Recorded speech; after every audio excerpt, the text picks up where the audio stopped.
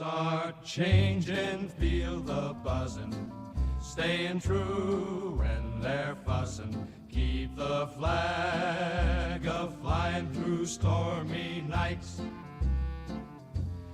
With the star-spangled banner, I stand tall with manners. Cross my heart with hope in sight. Here comes freedom in the land of hope and prairie, with liberty. Stick to values in the trends. Families gather, let's defend. Hold the line, keep the bond alive. Truth in our vision, in God we make decisions. For our dream, through thrive and strive. Here comes freedom in the land of hope and prairie, with liberty.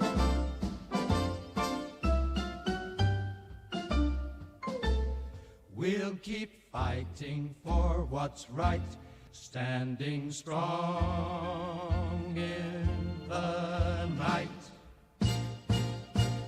Here comes freedom in the land of hope and bravery, with liberty. In the heart they gather strong, pushing back the lefty's throng. With the red banner held high, marching forward through the night. Promises of old will keep, as the donkeys start to weep. Stars and stripes forever sway, in the land of the brave we stay. We've got the power now, in the heart of every town. We've got the power now, the Reds are going down. With a flagpole planted firm, golden dreams that won't decay, marching proudly through the day. In the eagle's shadow by, we find our strength and take our pride. Let the voices echo loud, tearing through the waiting crowd.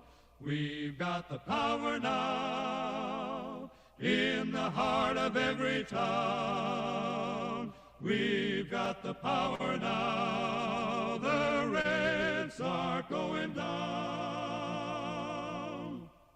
Across the plains and mountains tall, hear the victory call. With courage and with might we strive, in the light of freedom's sky. We got the power now, in the heart of every town. We've got the power now, the Reds are going down.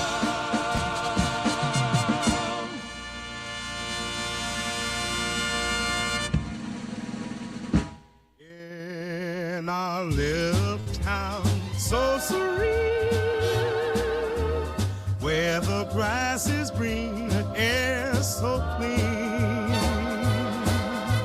we gather round the table every night. Joyful days, oh, what Siam, with values passed, with generations past, living life with love that surely lasts. As the city lights look bright, we hold to our roots tight, in our hearts the same fires, guided by the good old days.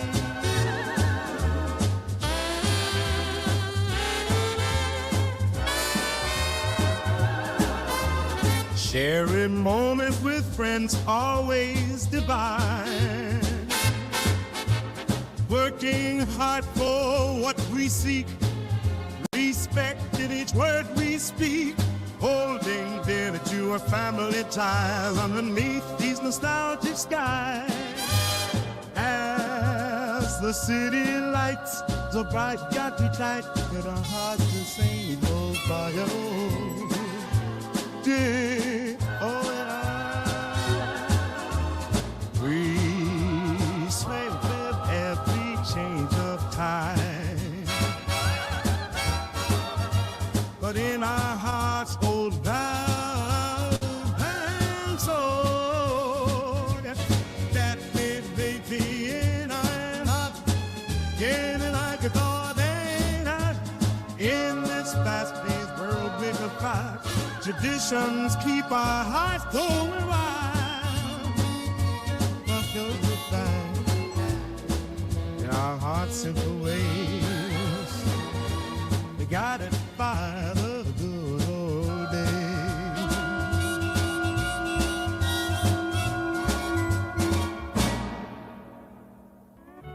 In the diner sipping soda pop, jukebox tunes that never stop.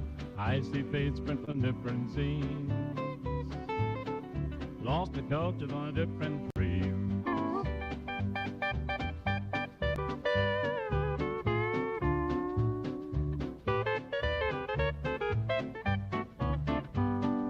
We walk down the same old street, but our stories never meet. Different worlds side by side in this twisting 50s ride. Stand firm in our belief. Hold tight. Through the times clearer we can see. Crazy world spinning round. Stay grounded. In our hearts simple truths agree. Whisper of freedom and liberty. Rings true. Our foundation strong and deep. Holding on to what we know, while the rest of the world lets go. Steady paths we choose to follow, while the winds of change blow. In the story we've built for trust and Never doubt. time flies but we won't bend. Communists talk loud and fast. Stay solid. Our quiet strength is our reply. So salute to change but pause. Reflect. In unity our dearest friend. Holding on to what we know, while the rest of the world lets go. Steady paths we choose to follow, while the winds of change blow. In shadows we find our light. Through chaos we stay upright. Stay With courage, faith on our side. forever. Standing firm, our guide. Holding on to what we know, while the rest of the world lets go. Steady paths we choose to follow, while the winds of change blow.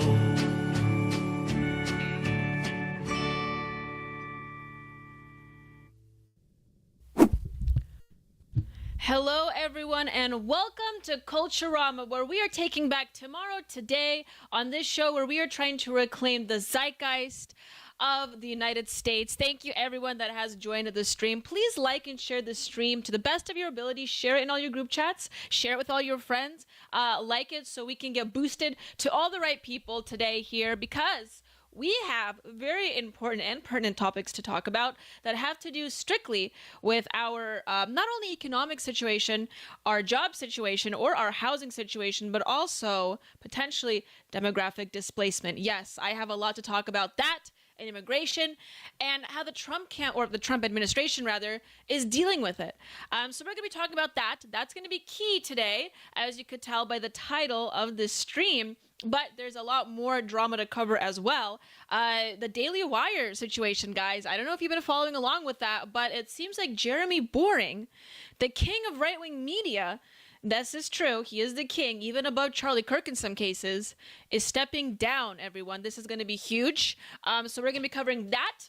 I got news of that earlier today, so it is, imperative that I discuss this as a very, albeit small, right-wing content creator, but a right-wing content creator nonetheless.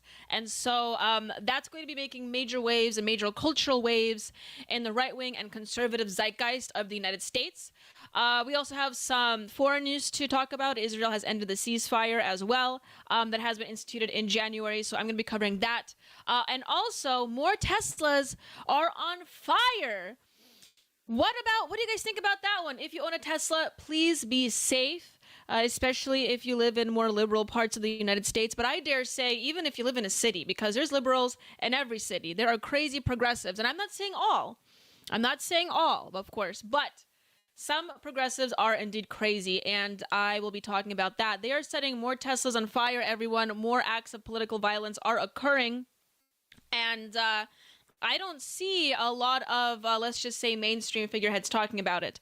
Likewise, a lot of mainstream figureheads didn't talk about the Jamie White murder that happened with InfoWars and the ongoing doxing campaigns that have been happening against right-wing content creators as well. More news are needing to come out from those stories, but you always hear it here first on Culturama, because I talk about topics that some people just don't talk about. So I'll be covering that and more today on today's show. Thank you everyone that has showed up. I want to thank, I'm going to go through the stream here and the chat and see who made it in. Of course, we have Barney Styles in. Welcome, Barney Styles. We have JJ. Welcome, JJ. We have Pork Chop 159. We have Robbie Thurman in the chat. Welcome, Robbie Thurman. Okay, everyone, please like and share the stream. We're getting pretty low view counts right now, and I know it's going to bump up as we move along, but let's get them in as soon as we can, everybody. Hopefully my audio is working just fine. Let me know if I'm a little loud. If you don't know, it looks like I'm a little loud. There we go. If you don't know, I do gaming streams every Saturday, and last time when I was streaming, I had some audio issues, so please let me know if I'm having any audio issues right now. I will be sure to fix that as soon as I can, proceeding forward with this stream. Also, before I continue on with the stories, I must note that after this stream, speaking of gaming streams, Austin Peterson is having a gaming stream right after this one, Tuesday evening. So 2 hours into the show, I'll have to hand it off to him and his stream, so you guys make sure to check it out while you can. And if you haven't already, I'm going to show my products here before we proceed, everyone, so prepare yourselves. We have Culturama pillows. We have Culturama coffee. So please, if you have any remaining change in your pockets, be sure to visit the ap4libertyshop.com to purchase yourself a bag of Atomic Blonde coffee that supports the network and the show, and that would be very much preferred. Okay, everyone, I'm going to just jump in here. Lowercase G, NK, and God King wrote JJ. I'm presuming you're talking about Jeremy Boring, I believe. And yes, I would agree with you. Very interesting developments happening in Daily Wire, you guys. I don't know what's going on there. I thought those people would be a little bit more competent as far as media is concerned, but it looks like they're struggling, so, keep them in your prayers. But maybe this means that there is a new future ahead for content creators, such as myself. And if you are wanting to make some content as a conservative creator, now is your moment to jump in. So that's something to consider. And then when you do, let me know, so I would love to be a guest on your show as well. And anyways, so we have this next story I want to cover with you guys, okay? Because it is important, and this is actually a little scary. So prepare yourselves. But this video has been making the rounds on Twitter, everybody, and this is quite scary stuff. So let's listen to this. Well, hold on a second. There we go. There's no audio on this one. Okay. So Elon Musk responded to the video of Tesla vehicles in Las Vegas. Interesting that's happening there. Engulfed in flames that was shared by the review journal, saying this level of violence is insane and deeply wrong. So yes, more Teslas are being set on fire, everyone. A couple streams ago, I talked about basically, you know, the political I'm going to say, maybe saying these words gets my stream shadow banned. I'm sure it does. But I'm going to call it what it is. The political violence has been accelerating, okay? And I know we've been talking about how leftists are probably demoralized ever since Trump became president, yada yada. This is somewhat true. However, we do need to be a little bit more on guard here, because as it turns out, they are acting up. Okay, the leftists are getting uppity. I know, not a surprise there. But in fact, some of these people, they do own guns, and they do they have an ability to get a little violent. So they have been setting more Teslas on fire. We've talked about how they've been shooting up Teslas. Yes, this is true. They have been breaking the glass windows and shooting into showrooms for Teslas, and altogether showing their complete disdain for this company, so that by extension they'll show their disdain for Elon Musk, of course. But it's one thing, you know, if you have a couple of videos of Teslas on fire, right? You would think that this is just a few of these, you know, getting a little bit uppity, fine, whatever. But then I found this, okay? And this is what really got my jimmies rustled, okay? Because this is when it starts to get a little dangerous, even more so than what it already has been. Mario Nawfal, wonderful account. Sometimes not the most accurate, but more or less accurate. But this story is accurate, and it is quite frightening. Posted this. Tesla owners are now being doxxed. Okay? Sell your car or stay on the list. What is this, you may ask yourself? Well, I don't want to spook anyone that owns any Teslas, okay? But it is also imperative that I let you know what is happening, because this is real life, okay? A website called DogeQuest, right here, has reportedly published the names, addresses, and phone numbers of Tesla owners all across the United States, complete with an interactive map and a Molotov cocktail cursor, you guys. How much more obvious is it that these people are deranged? The site claims it will only remove personal data if owners prove they sold their Teslas, in an apparent backlash to Elon's ties with the Trump administration. This comes as Tesla dealerships face gunfire, arson attempts, and Cybertruck owners report harassment, while anti-Tesla protests ramp up nationwide. What's really weird about this thing is that, speaking as someone that lives where I live, okay, in Washington State, there I just doxed myself, but doxing has been another hot topic issue on Twitter, but I will get there. I won't touch on it. I won't touch on it right now. Maybe I'll touch on it later in the stream if we have time. I won't touch on doxing and the ethics of doxing. However, I will say this. Judging by where I live, I see a lot of people drive Teslas where I live. And I know for a fact a lot of them are either apolitical or lean left, especially where I live. Sure, if I see a Cybertruck, I'm going to assume they're conservative. That's just me. Maybe that's wrong of me to assume so. But I see a Tesla every other place, every other road where I drive and where I live. So these people are also going to be, I guess, wrongly or unfairly targeted by these endeavors, but regardless, really interesting to see where this goes. So here is this post about DogeQuest, but it says here that DogeQuest is an ultimate hub for enthusiasts of the Department of Government Efficiency, or Doge. Our innovative platform allows users to explore an interactive map of Doge landmarks. But that's not all. We also cater to Tesla Motors owners, providing a comprehensive resource to locate nearby service centers, showrooms, and charging stations, all at their fingertips. You see where this is going as I'm reading this off to you? Is DogeQuest a protest platform? If you're on the hunt for a Tesla to unleash your artistic flair with a spray can, just step outside. No map needed. At DogeQuest, we believe in empowering creative expressions of protest that you can execute from the comfort of your own home. Okay, I want the information removed. Absolutely. So if you own a Tesla, you know, maybe even have a family. You don't feel the most safe right now. Your location's being somewhat doxxed right now.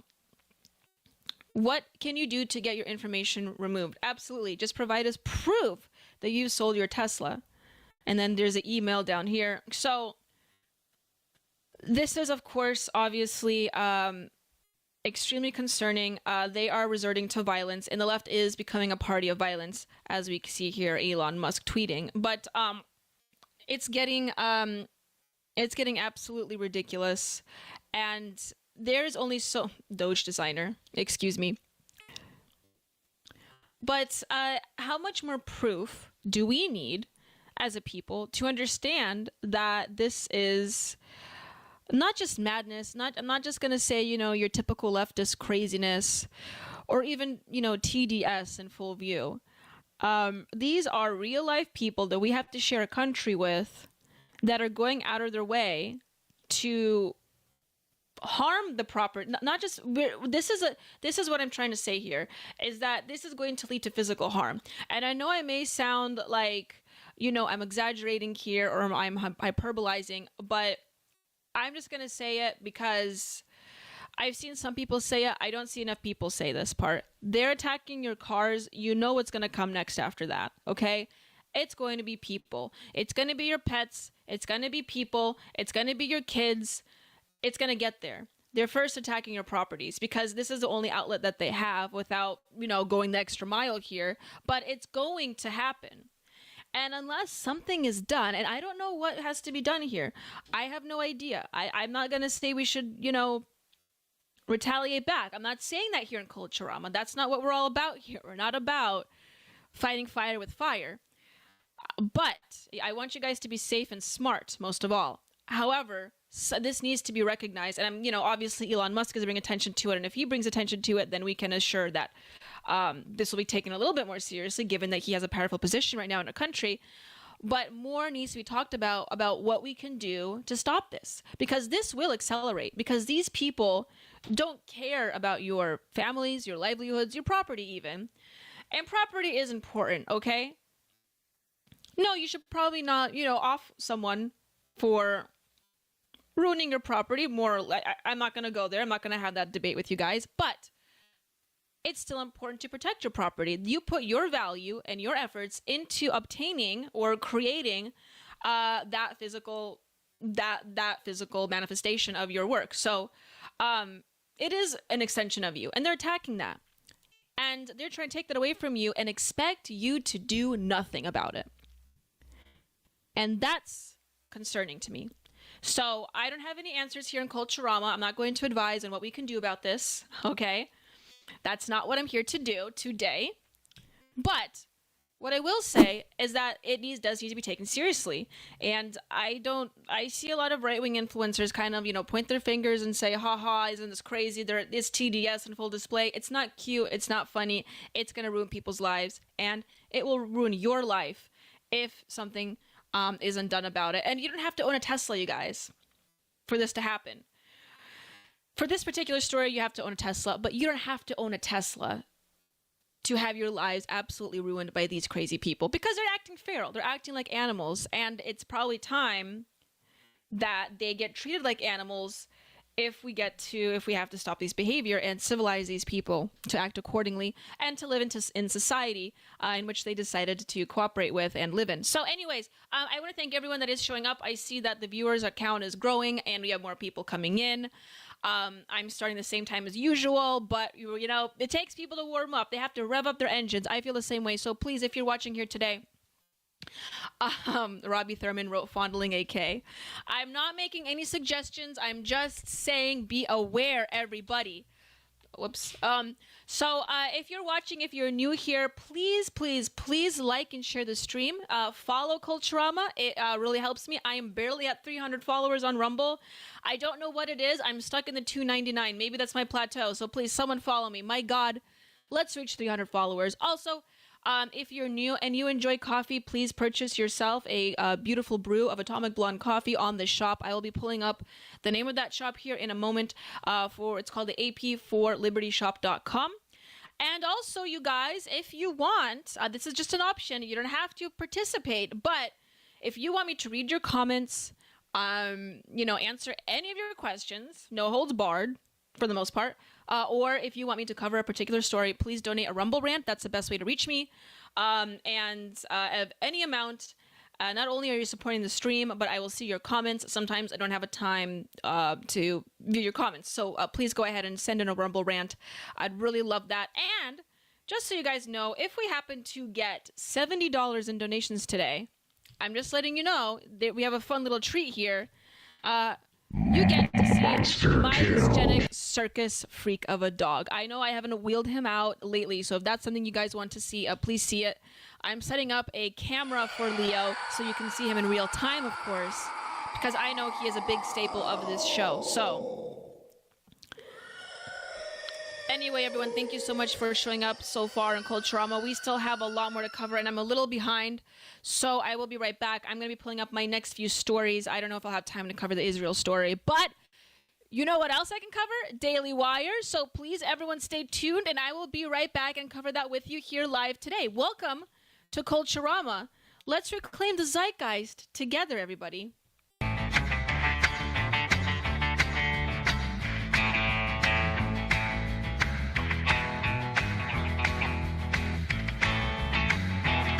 Well, here comes Daniela like Marilyn with a twist. She's got a master's degree and a style you can't resist. On Culturama, baby, we're shaking up the scene. So hit that like, make it click, you know what we mean. Like and subscribe, come on, don't delay. With Daniela at the helm, we're leading the way. It's Culturama, taking back tomorrow today. You have to force behaviors, and at BlackRock, we are forcing behaviors.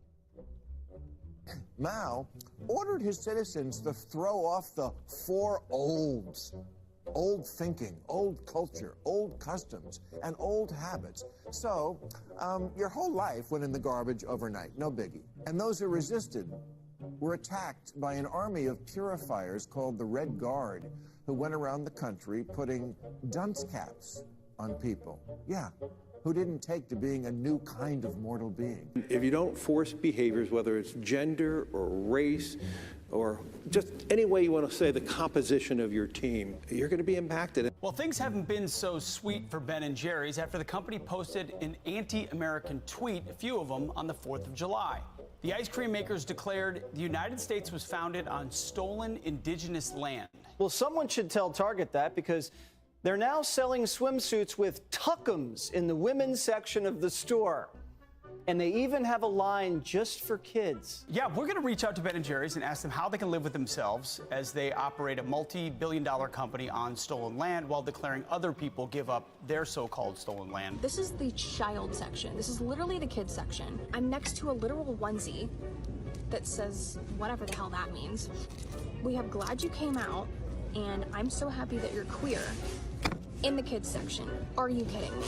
I'm sorry, but pride and toddler don't belong in the same sentence. Good news! Starbucks will offer its workers reimbursement of travel expenses related to accessing abortion and gender-affirming procedures. Kyle Rittenhouse was seen wearing a Black Rifle Coffee Company shirt, and they wanted to distance themselves from that individual. Key employees at the company also were donating to Democrats. Hayford doubled down on throwing many in his base under the bus, describing them as racist and a repugnant group of people.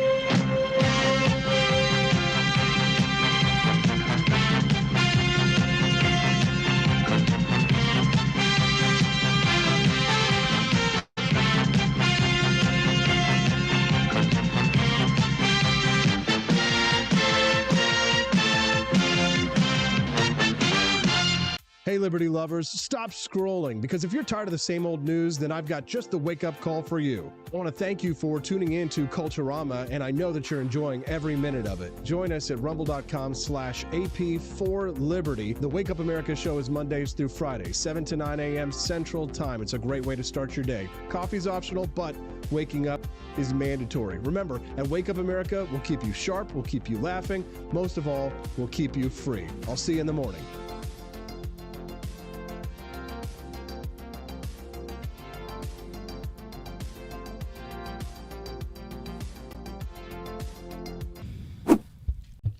Welcome back to Culturama, everyone. And I just see here great news. We already have $10 in donations from the very own JJ. Thank you so much, JJ, for the $10 you wrote. I hope this can help cover for the specific video game I want you to try. And I know just what video game you're talking about, JJ. At least correct me if I'm wrong. I do believe you're talking about Civilization, correct? You keep mentioning it, and I think, a lot of people keep mentioning it. And I think that after I'm done with I'm not going to play Cuphead all the way through, okay, you guys? It's just one of those games. I did open up the DLC, actually, and I wanted to play a little bit of that on the next video game stream. And that game is rife with symbolism, you guys. I want to kind of talk about that. But after I get done, or I play a little bit of the DLC, I think I'll do Civilization next, JJ. So you know what? You won me over. Congratulations. I think I will look into doing just that, is playing Civilization. Yeah, I'm sure I could find that on. But thank you so much for your donation, JJ. I really appreciate it. And everyone, please send in your donations to send in a Rumble Rant right now, or throughout the stream, and it will go a long way, like I said, in supporting the show. And I will love to answer any of your questions or cover any of your stories. Anyways, big news is happening in Daily Wire, everyone. So let me pull that up for you today, because this is, like I said, pretty big news, and it is going to make shockwaves, and it has already made shockwaves within the right-wing movement of America. So I see that, hopefully that got on. Okay. Breaking, everybody. Jeremy Boring, the God King of right-wing media himself, is stepping down. He has resigned as a CEO for Daily Wire. The company has rapidly declined since losing Candace Owens, shocker, or no shocker there, I suppose, and Brett Cooper. So I think this is a long... I'm going to be honest, I wasn't expecting the God King himself to step down. However, it'll be really interesting to see where the direction this company is going. I was expecting that Daily Wire would decline in popularity and viewership ever since, not so much Candace Owens. Candace Owens was her first big hit, but really when Brett Cooper left, because I really think that Brett Cooper was pulling in the younger audience especially. Granted, Matt Walsh is pretty great. I don't think Jordan Peterson is doing much anymore these days. I could be wrong. Any Jordan Peterson fans, let me know. But anyway, as this post says, maybe the new leadership will stop censoring hosts if they disagree with Ben Shapiro. I actually used to be a subscriber, but you couldn't pay me to consume anything produced unless it's by Matt Walsh. I would agree. Matt Walsh's newest movie is quite interesting. JJ, I do have... you said the Axios article is good. I can pull that up. I do have the Daily Wire article, but right here. Can I read it, or do I have to pay for this too? No? Let me look up the Axios article, JJ. Because I saw the article and I was eyeing it as well. Here we go. Let's read this article together. Exclusive: Daily Wire co-CEO Jeremy Boring to step down. There he is. Jeremy Boring, co-founder of the Daily Wire, is stepping down for his role as co-CEO to focus on creative projects for the company. He told staff in a memo obtained by Axios on Tuesday. Why it matters. Boring has been the Daily Wire. We don't really need to know why it really matters, to be honest with you. But we all know who Jeremy Boring is on this show. At least I'd hope so. State of play. Caleb Robinson, the company's founding CEO, will become the company's full-time CEO effective immediately. Robinson and Boring have been co-CEOs since 2019. Okay. In a note to staff, Boring said he will remain with the company in an advisory role. So he's not completely leaving. He's still going to have his tentacles all wrapped up in the organization, I'm sure, and have quite a bit of level of influence with these people. But this is quite an interesting move he's doing. It's particularly interesting as much as it is public. Okay. In a note to staff, Boring said he will remain in the company as in an advisory role. He will continue to host a Daily Wire Backstage, the company's monthly show featuring Ben Shapiro, Matt Walsh, Michael Knowles, and Andrew Klavan. I remember Andrew Klavan, quite the interesting fellow. Boring has left the Daily Wire's commercial expansion over the past decade, growing the outlet from the social media publishing brand to a streamer and e-commerce giant. Okay, here is a Daily Wire article that I was going to read. But I think it pretty much says the same thing. Let's see. Let's read this together quickly. Boring founded the company in 2015 alongside Ben Shapiro. When Ben, Caleb, and I founded the Daily Wire in 2015, we set out to build an institution. And they did. Quite the big institution there. I'm enormously proud of our team, of our many battles and the successes we've achieved together for the last decade. And we're just getting started. To get us to the heights we know we can achieve, we have brought in a world-class executive team, and I'm confident will thrive in taking us to the next level under Caleb's ongoing leadership. Quite the HR talk. Have any of you guys ever had HR talk thrown on you just out of the blue like that? Especially if it's from a female. When someone throws the HR talk at you, you know they're just completely checked out. But of course, this is a public statement. Sounds kind of fake. Obviously, the announcement comes amid Boring's work on the Pendragon cycle, for which he is writer, director, and executive producer. In 2023, Boring took leave of absence from the day-to-day operations of Daily Wire to film the high fantasy series in Hungary and Italy. I keep hearing about the Pendragon cycle. I don't have a Daily Wire subscription, but I've watched their media, and I frequent those spaces, and I cannot stop hearing about this series, and I've never cared to look into it, but he just kept pushing it. And I know that Boring was like primarily behind the Pendragon cycle. It's like their what is this, like their version of Game of Thrones, I guess? I have no idea. Looks like it. But they have their Snow White, they have their Game of Thrones. We have $1 from Fiery Waco. Welcome, Fiery Waco. Why not play an online multiplayer game so we can all join you? Good idea, Fiery Waco. I might look into that. Suggest me something in the chat, and I can certainly look into that. So anyway, this Daily Wire article is just going to sing praises for him. But here are the comments. Daily Wire is as good with their women as I was in high school and college, writes Toad Rains Ford. Okay. Interesting. I'm always interested in what the Daily Wire subscriber, what's happening in their minds. Let's watch this video. I think this kind of gives us the inside scoop on what's happening. Self-proclaimed God King of the Daily Wire is at the heart of so many scandals. And yes, he is self-described as the God King. And the email just went out today internally that he is stepping down, and now Axios is covering the story. It has not yet broken, as far as I'm aware, that private equity is moving in and looking to buy up the Daily Wire. I heard, rumor mill, that Silver Lake Capital is looking to buy them up. And Silver Lake, you guys might want to watch this video before you think too hard about it, because there's a lot that is not in the public square right now. We're about to get into stuff like canceled credit cards, lying to the press, trying to trick Tim Pool. As far as I can tell from my sources, even people inside of the Daily Wire only know part of the story, and they're all kind of getting played against each other. It's a whole mess. And the most important part of this mess is that the Daily Wire has a long history of treating their employees like shit. And so I've had numerous sources inside the Daily Wire for quite some time because everyone hates them, even their own people. That's not to mention the numerous sources outside of the Daily Wire that did not take the NDA money on the way out. Like, I had people literally in my comments on Instagram offering to give me dirt on the Daily Wire because they hated the Daily Wire so much. It's out of control.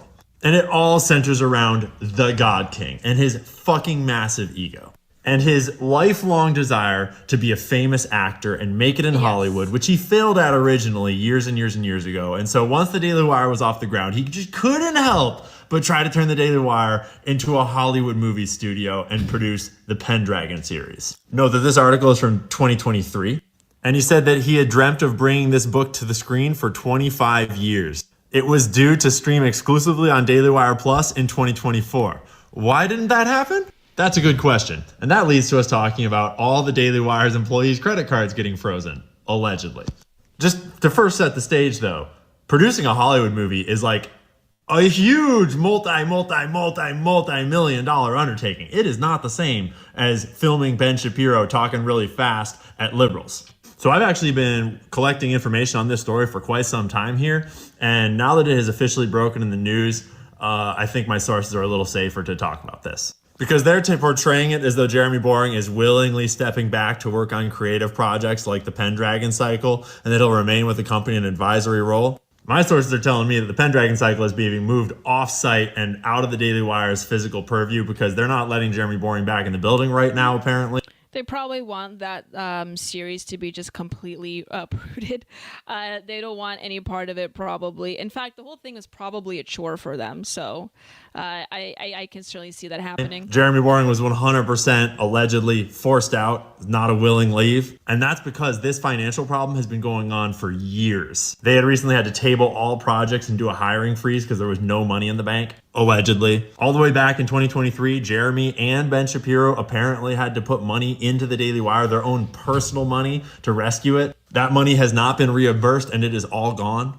The Pendragon cycle is over budget by like $50 million or something, allegedly. And at the end of 2024, this problem got so bad that Jeremy Boring apparently started lying to the press to try to drum up interest for a sale. This is when conveniently it leaked that Fox News was considering buying the Daily Wire. That was never in the works. Oof. That was just to try to drum up interest so that hopefully someone else would rescue their asses.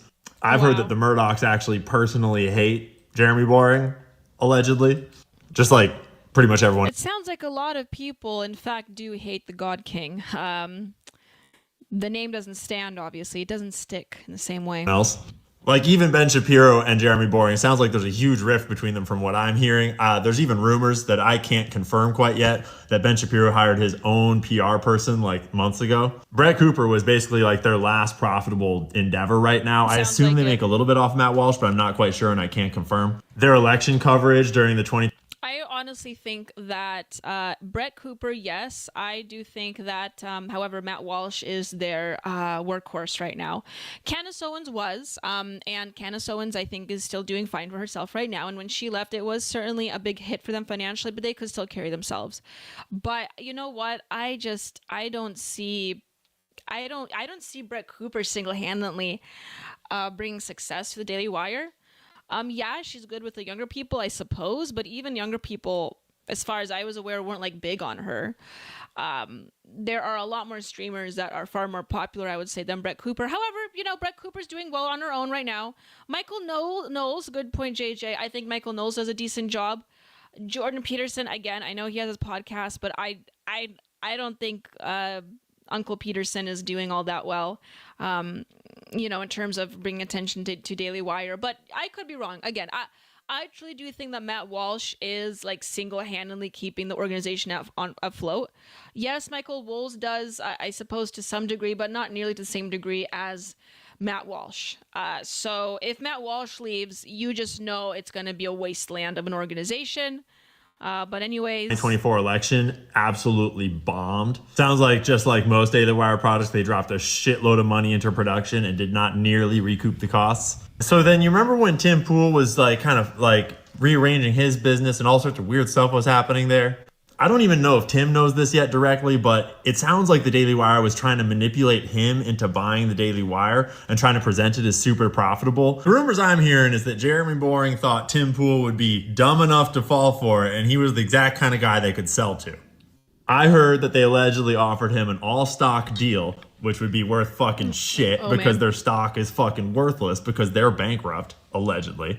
So props Tim for not taking. Their Daily Wire isn't a sinking ship necessarily. However, I do believe they are on a slow decline. Also, welcome to the chat, Nelson65. Good to see you. Don't worry about being late. We all have lives, and I'm sure that you have a very active lifestyle yourself. But thank you for taking the time to join the stream. We're talking about the Daily Wire drama.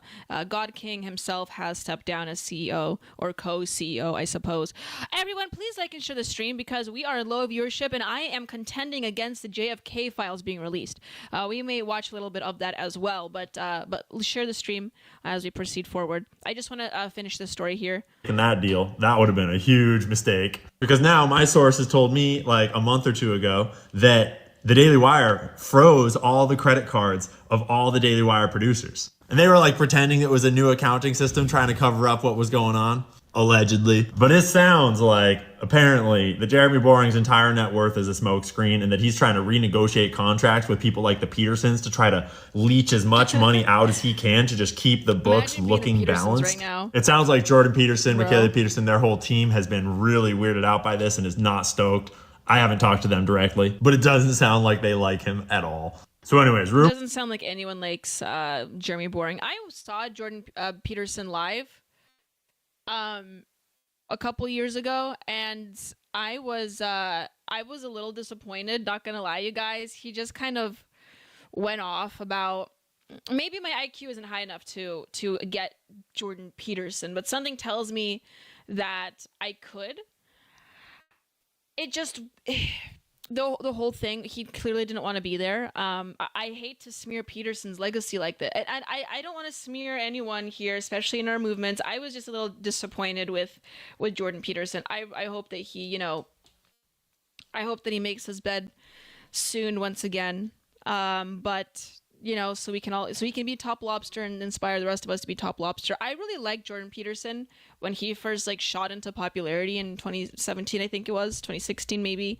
But since then it was sort of like a long decline. But anyways, let's finish this video. Rumor is that Silver Lake is one of the primary private equity firms coming in looking to buy them up. And Ken, Mike, Egon, Greg, Joe, you might want to do a little more due diligence about the books before you make that purchase. Looks like your last investment, according to Wikipedia, was in 2022. This would not be a good way to come back onto the scene. That is just my opinion based upon what I'm hearing from the inside. Based on the chatter on the, shall we say, wire, it sounds like there's no money in the bank, so to speak, and they're not making profits. There's a difference between revenue and profits, and Jeremy has been doing a lot of finagling over the years to try to make it look really good. And realistically, do we even want the Daily Wire to be saved, like opinion time? Don't we want to see Matt Walsh break out of the Daily Wire and do his own thing? And Matt, don't you think you'll do way better on your own than with the Daily Wire at this point?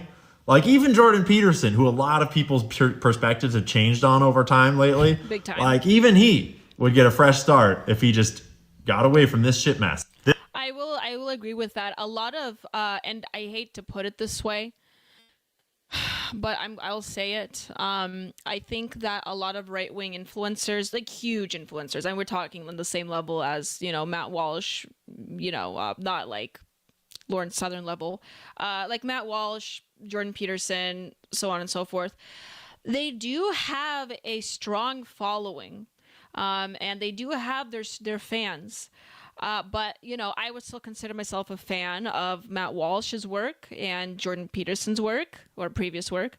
But I will say that being a part of Daily Wire does tarnish tarnish is a strong word. It does affect how the base perceives them. And, it's not really, I don't think me saying that is like a big deal.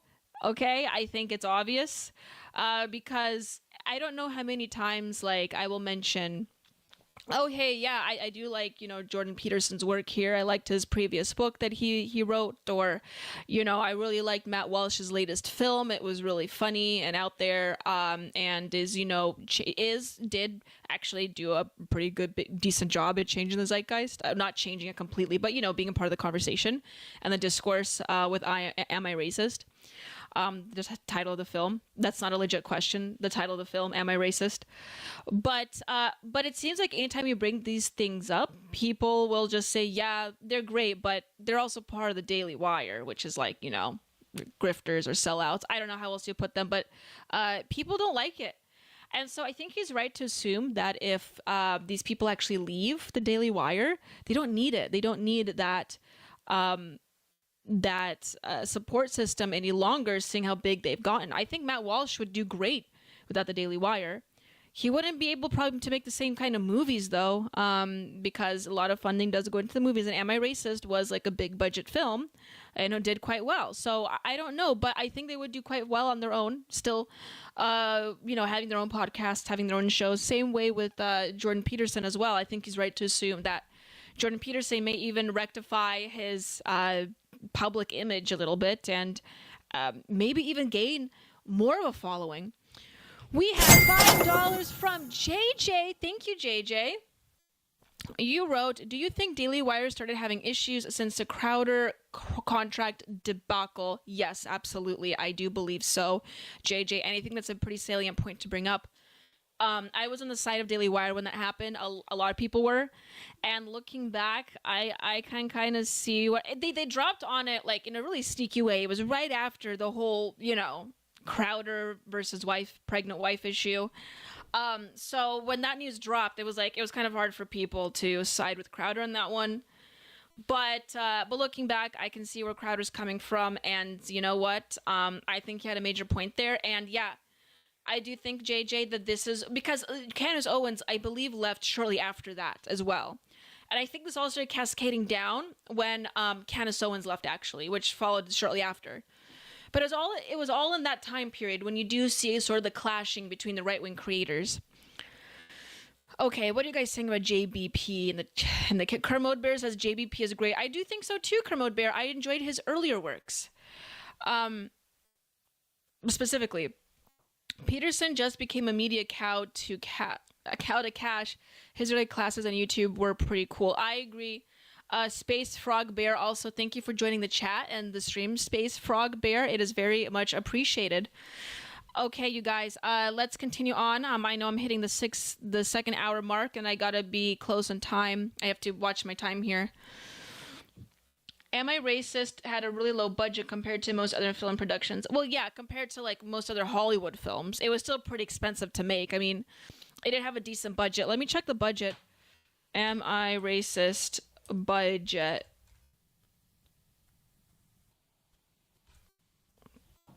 $3 million.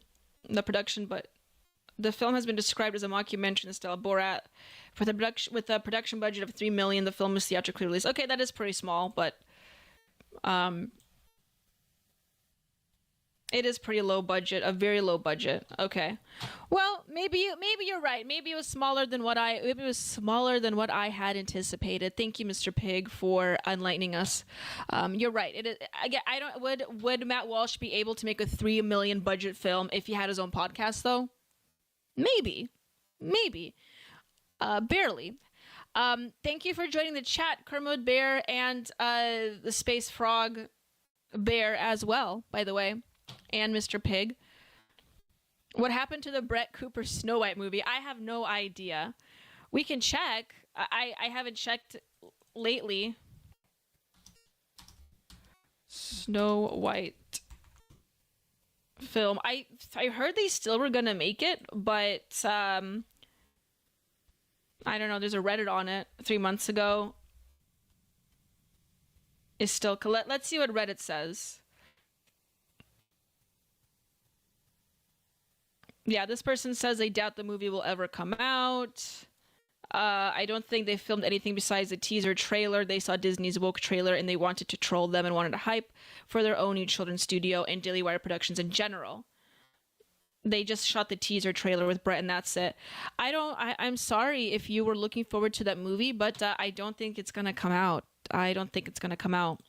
Sorry.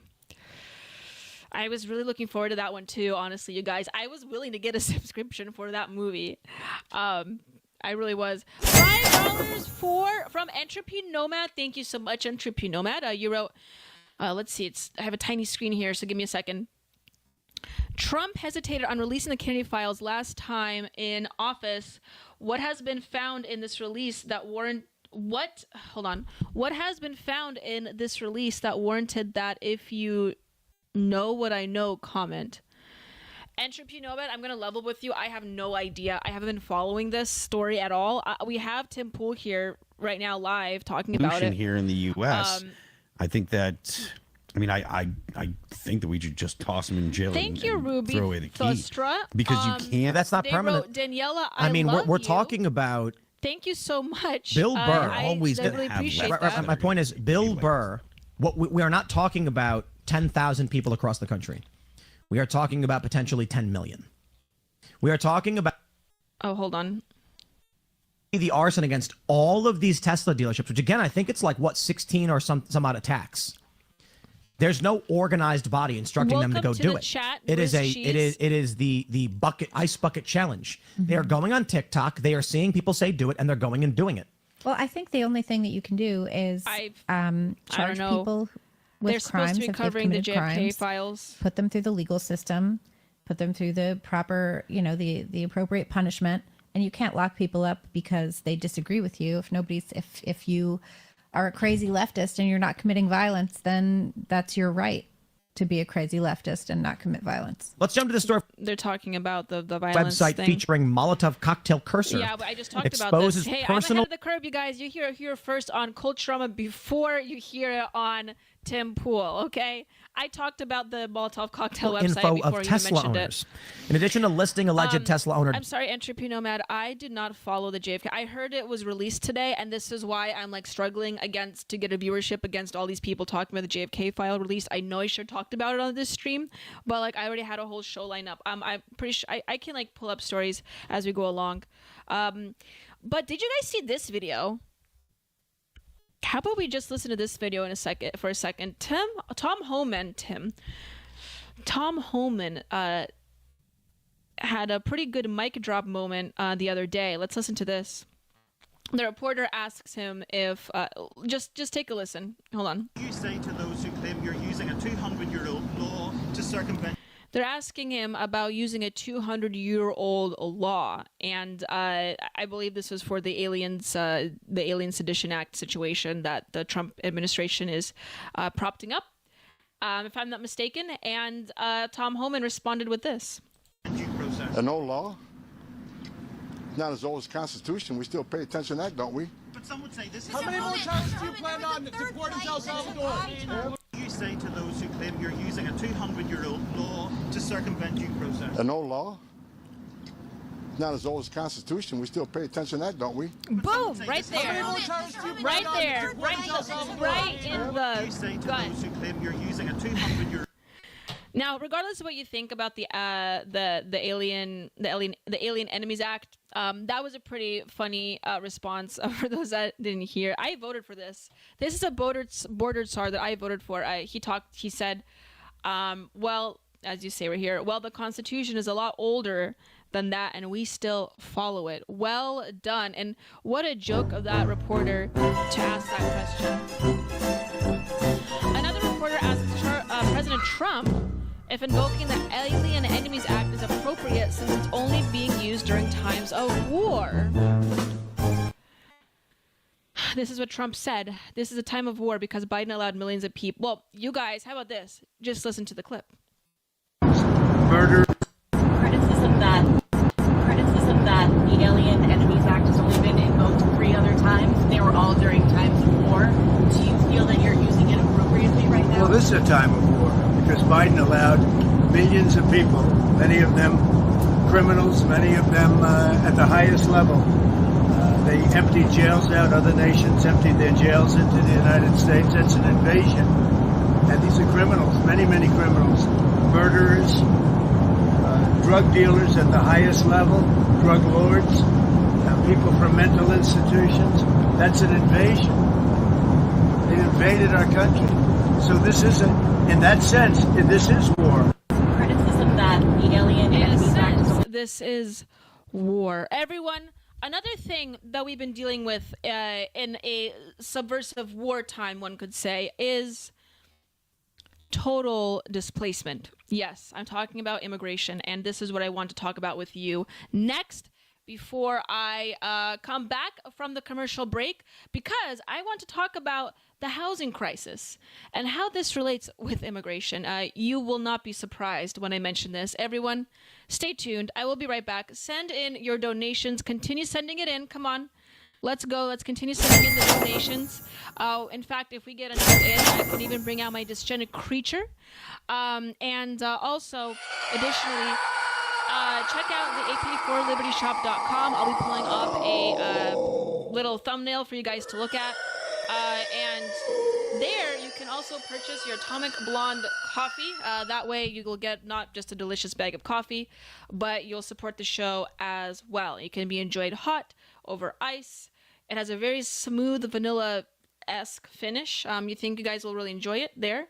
And then maybe if we have some time, we can cover the JFK files being released because Entropy Nomad was kind enough to send me $5 and questioned that, and I don't have an answer for him. So everyone stay tuned. I shall be right back. And together we can reclaim the zeitgeist. Times are changing, feel the buzzing, staying true when they're fussing. Keep the flag a-flying through stormy nights. With the star-spangled banner, I stand tall with manners. Cross my heart with hope in sight. Here comes freedom in the land of hope and free, with liberty. Stick to values in the trends. Families gather, let's defend. Hold the line, keep the bond alive. Truth in our vision, in God we make decisions for our dream. True, thrive and strive. Here comes freedom in the land of hope and free, with liberty.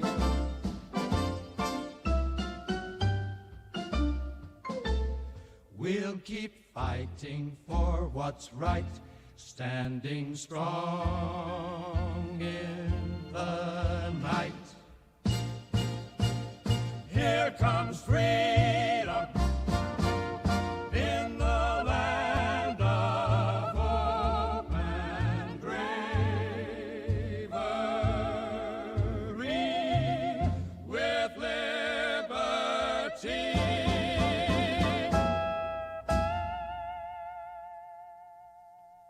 It's a crawling like bugs tonight. Freedom's calling, gotta rise and fight. We'll stomp 'em out with all our might. Watch 'em scatter in fear and fright. Crushing commies beneath our shoes like tiny pests with nothing to lose. Crushing commies, our anthem strong. Stand united where we belong.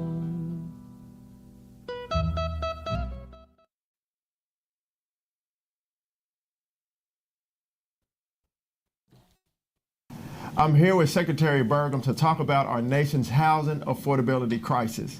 We need more affordable homes in America, about 7 million to be exact. And my friend here oversees the use of our federal land. That's right.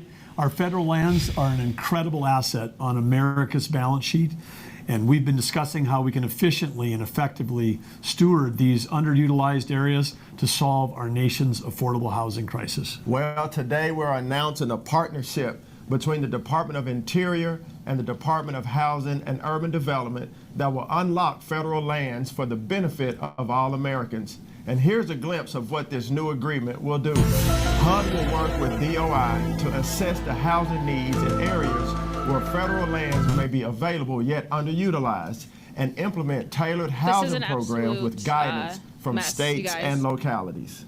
This partnership will identify underutilized federal lands suitable for residential development and streamline the land transfer process. It'll also promote policies to increase the availability of affordable housing while balancing important environmental and land use considerations. All right, so let's sign this agreement and get to work. Oh, they're signing it right now. Look at that. Beautiful. What do you guys think about this? So for those that didn't catch up, they're going to use, under the Trump admin, under the Trump's purview, they're going to be building more homes on federal land. Okay? Is this a solution that we are looking for? We need 7 million affordable homes in America, and 20% of America's land mass is owned by the Department of Interior. And so, as we see here, they are looking into now building more homes, yes, to combat the housing crisis, but is it in the way that we should be doing it? Is this the more effective strategy and method of answering to the housing crisis? I do really like what this tweet says right here. This is utterly repellent and words fail me. That's rather strong, but they do make a good point. We would have sufficient affordable homes if you did what everyone else told you to do. Mass deportations.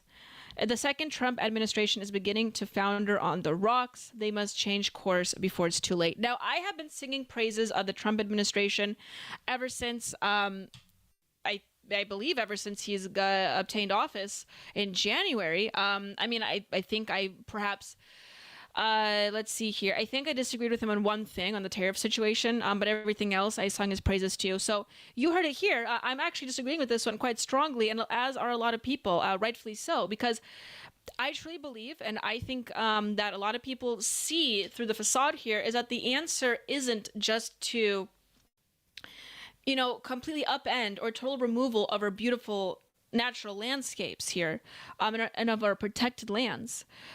The issue here isn't, yes, we have a massive population here, but it's not done in the way that we want it to be done. It is due to mass migrations that is just completely unsustainable. And this is one of the effects of that, is the instability of these migrations and these relocation programs that USAID was funneling money into bringing these people into our country.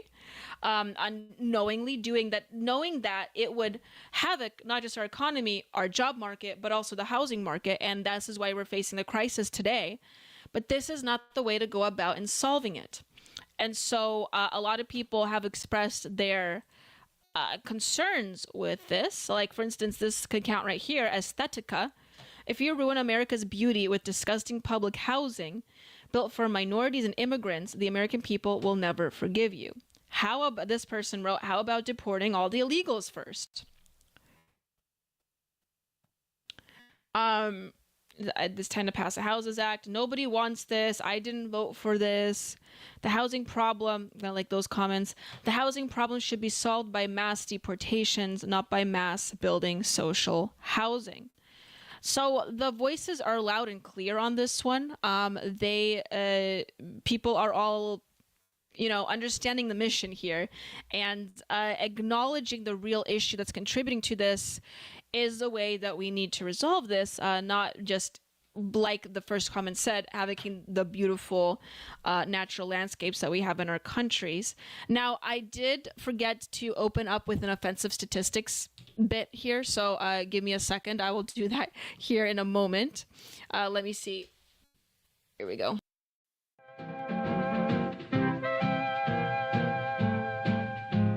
Counting numbers driving me mad. Statistics piling, it's all a fad. Everywhere I look, numbers inside. Adding this up, keeping me up at night. Oh, those figures dance and whirl in this cluttered number world.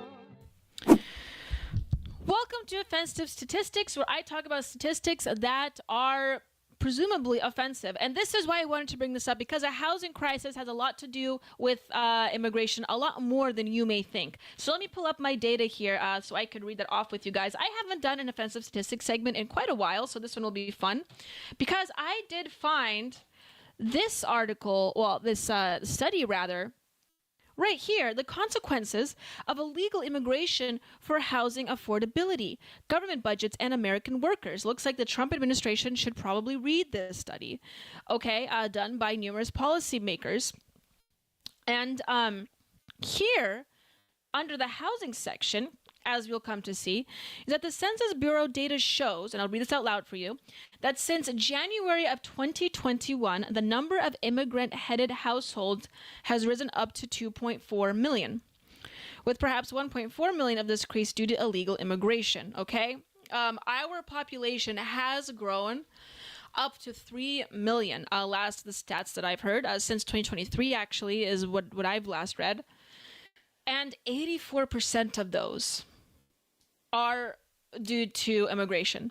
Whether it's illegal immigration, legal immigration, 84%, you guys. That's wild to me. And it should be wild to you. And yes, it is wreaking havoc on our housing market.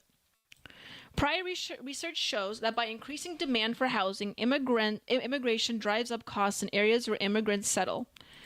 My own analysis, this person who wrote this paper, indicates that a 5 percentage point increase in the recent immigrant share of the metro's area's population is associated with a 12% increase in the average U.S.-born household's rent relative to their income. However, more analysis is needed to fully explore this relationship. Of course, more analysis is always needed, but the absolute impact this has done in migration and immigration has done on our country and the livability of Americans has drawn a serious toll, and we are really truly collecting an overall, I would say, total exhaustion from the American citizenry dealing with this particular issue. Let's read some more stats that's mentioned here and brought up here in this paper. I mean, I did want to focus on the housing situation and the housing section here, but there's a lot more to read. The current surge of illegal immigration is unprecedented, says the study.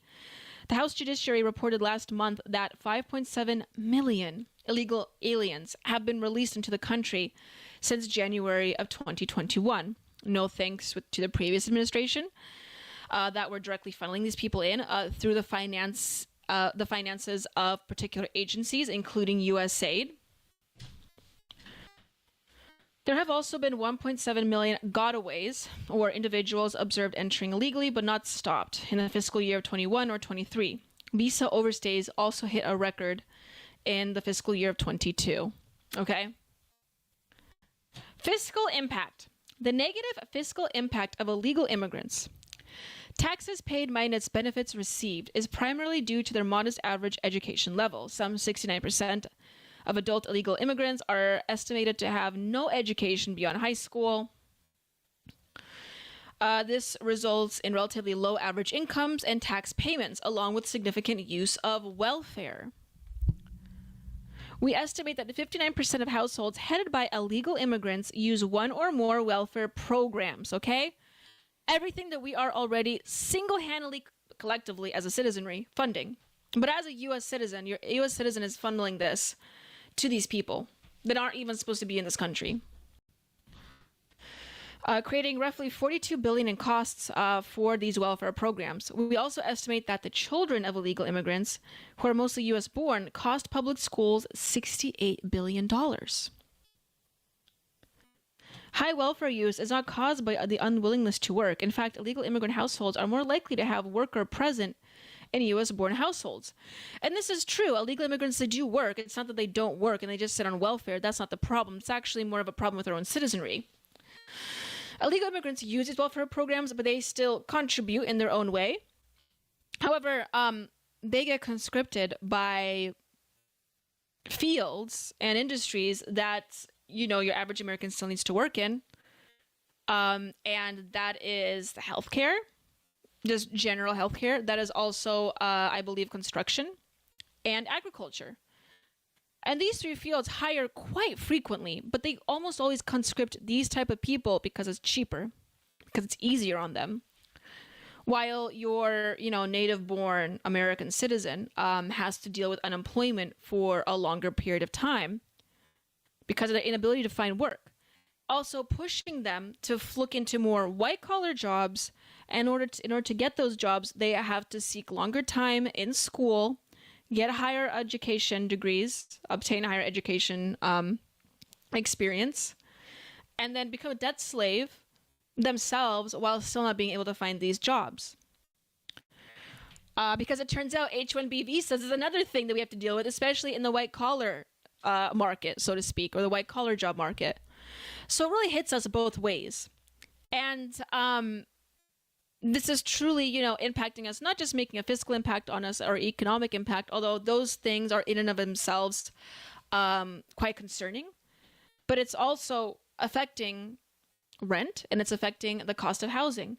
This is the issue, and this is what needs to be combated. And also, may I say this, people talk about how, we need to have a birth replacement rate again.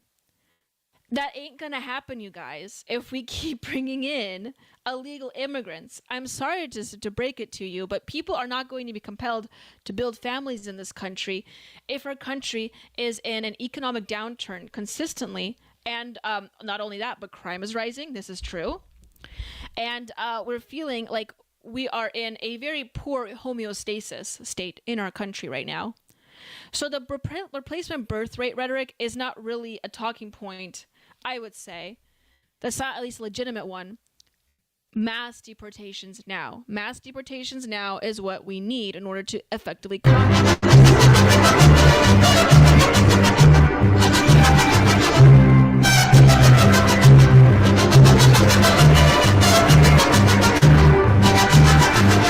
Welcome to Culturama, everyone. Please share and like the stream. And buy yourself a pillow. It would be much appreciated. We have, hold on a second, $5 from Entropy Nomad. Thank you, Entropy Nomad. You wrote, Daniela, please look up a map and understand who owns the land. ONX is a great app that will show you the problem. Okay, let me check it out, Entropy Nomad. I can do that after this next break here.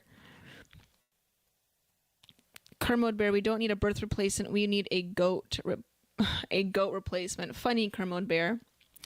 Entropy Nomad, do you have a link perhaps I could look up as well? That would be much appreciated, and I can look at that for you. 5% in immigrants leads to a 12% increase in cost. No effing way. Yeah, at least according to that study. Also, I wanted to read this article. J.D. Vance himself mentioned this. Illegal immigrants are keeping you from owning your home. This is an older article, but I thought it was quite pertinent for this story. It's a powerful case to make before the election because it merges two major concerns for voters: soaring housing prices and a wave of undocumented immigration. Nelson65 wrote $5. Thank you, Nelson65. It is much appreciated. You wrote, Make America Breed Again, MABA. Yes, Nelson65. I believe we will enter a state which we can, as a country, once again, have a positive total fertility rate.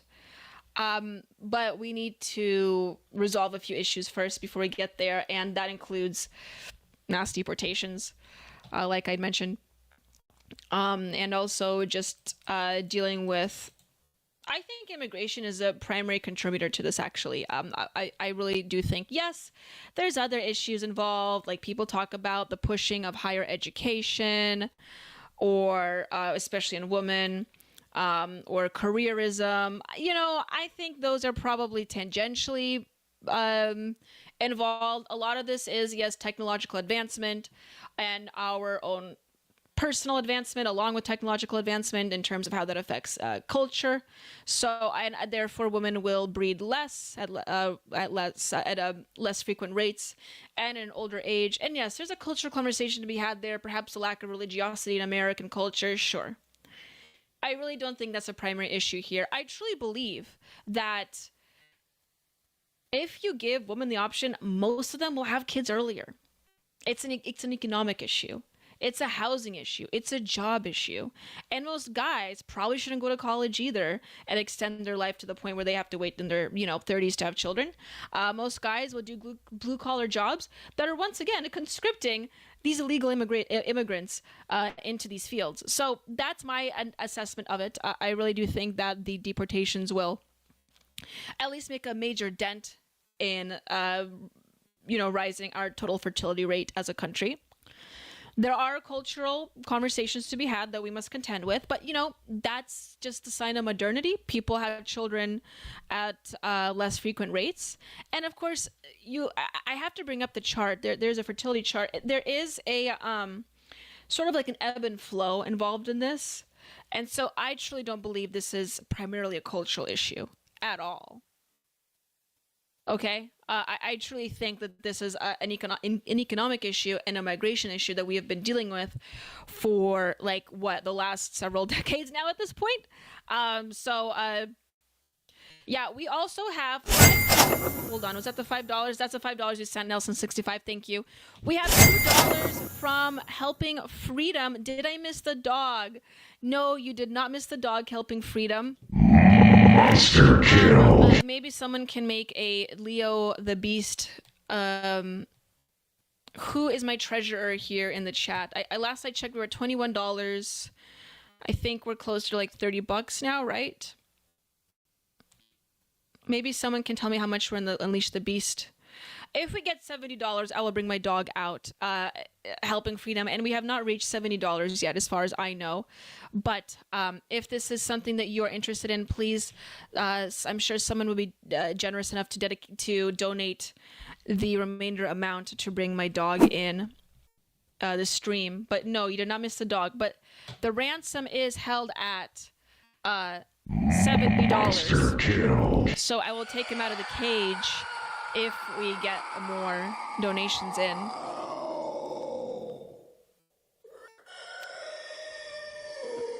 Anyways. Nelson65, I did already. We need 45 more. Okay, if we get 45 more dollars, then I will unleash the beast. Monster kill. Okay, you guys, what else do I have here on the roster? We only have almost 30 minutes left. It's a bummer I have to cut it a little shorter today because Austin Peterson is having his gaming stream. But if we get the $45 in, we will get the beast out. And that's what really matters on this show. It's not the news. It's not the JFK files being released. It's certainly not that. It's not DI policies. It is the Leo the Beast segment. That's why I have to put it up at a hefty price, because you guys will just absolutely ogle that dog for as long as it takes. But I have to make sure that you guys pay up. Got to pay to play. You know what I'm saying? Poor Leo is stuck in a cage being poked with picks and forks like a little sausage. Exactly. Okay, you guys. I have a couple more stories. I was going to read this JD Vance story, but the headline sort of speaks for itself. I don't have to explain that to you. So, also check out the Culturama shop, actually. I have a project for you guys to do. Head over to ap4libertyshop.com. Once again, that is ap4libertyshop.com, and look up Culturama Collection in the search bar. You see it right behind me. Or you can look up coffee under coffee. And you will find the Culturama Atomic Blonde coffee. You can donate and make a one-time purchase, or you can make a consecutive purchase to support the show and have yourself a delicious cup of coffee. It has a very bold taste. It can be enjoyed hot or over ice. I think you guys will really appreciate it, because I know I do, and I run exclusively on this coffee. You can give up your Adderall now, you guys, because this is what you need to get you through the day, okay? All right, there's my plug. I will be right back with the next story, everyone. So we still have a lot more to cover. We still have a jam-packed show, and we still have the possibility to bring my dog out. So stay tuned, and we will be right back in Reclaiming the Zeitgeist in Real Time here on Culturama.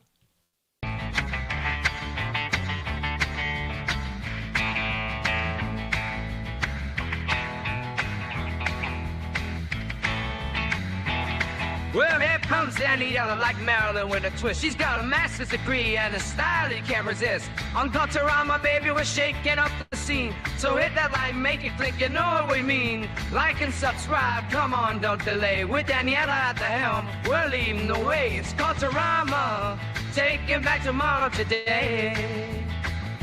You have to force behaviors, and at BlackRock we are forcing behaviors. Mao ordered his citizens to throw off the 4 olds.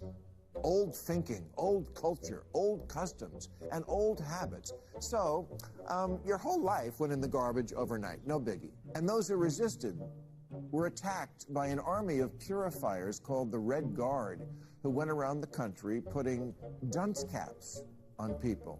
Yeah, who didn't take to being a new kind of mortal being. If you don't force behaviors, whether it's gender or race or just any way you want to say the composition of your team, you're going to be impacted. Well, things haven't been so sweet for Ben & Jerry's after the company posted an anti-American tweet, a few of them, on the 4th of July. The ice cream makers declared the United States was founded on stolen indigenous land. Well, someone should tell Target that, because they're now selling swimsuits with tuckums in the women's section of the store. And they even have a line just for kids. Yeah, we're going to reach out to Ben & Jerry's and ask them how they can live with themselves as they operate a multi-billion-dollar company on stolen land while declaring other people give up their so-called stolen land. This is the child section. This is literally the kids section. I'm next to a literal onesie that says whatever the hell that means. We have glad you came out, and I'm so happy that you're queer. In the kids section. Are you kidding me? I'm sorry, but pride and toddler don't belong in the same sentence. Good news! Starbucks will offer its workers reimbursement of travel expenses related to accessing abortion and gender-affirming procedures. Kyle Rittenhouse was seen wearing a Black Rifle Coffee Company shirt, and they wanted to distance themselves from that individual. Key employees at the company also were donating to Democrats. Hafer doubled down on throwing many in his base under the bus, describing them as racist and a repugnant group of people.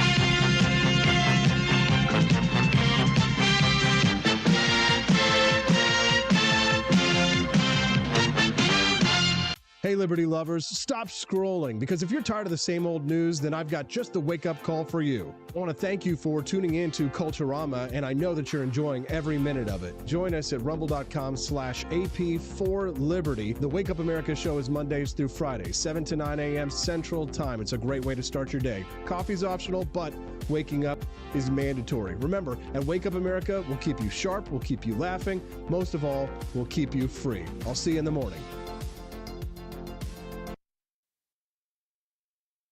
Times are changing, feel the buzzing, staying true when they're fussing. Keep the flag a-flying through stormy nights. With the star-spangled banner, I stand tall with manners. Cross my heart with hope in sight.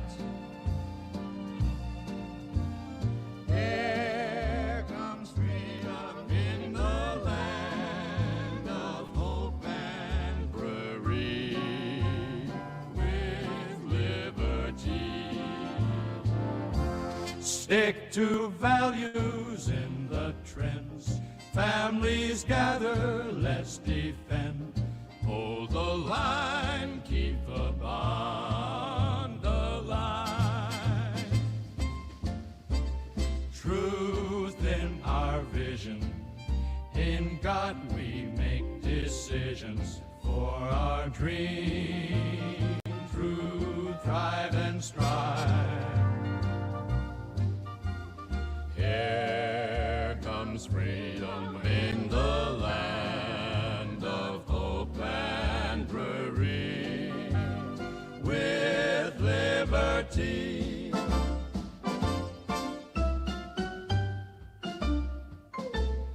We'll keep fighting for what's right, standing strong in the night.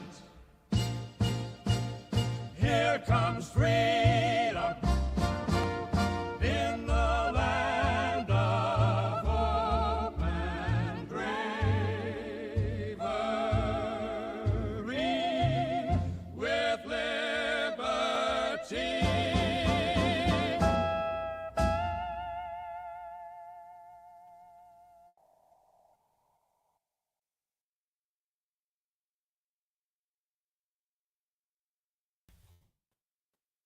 Early because my niece, who's graduating, She was the one with the MAGA hat on. She was.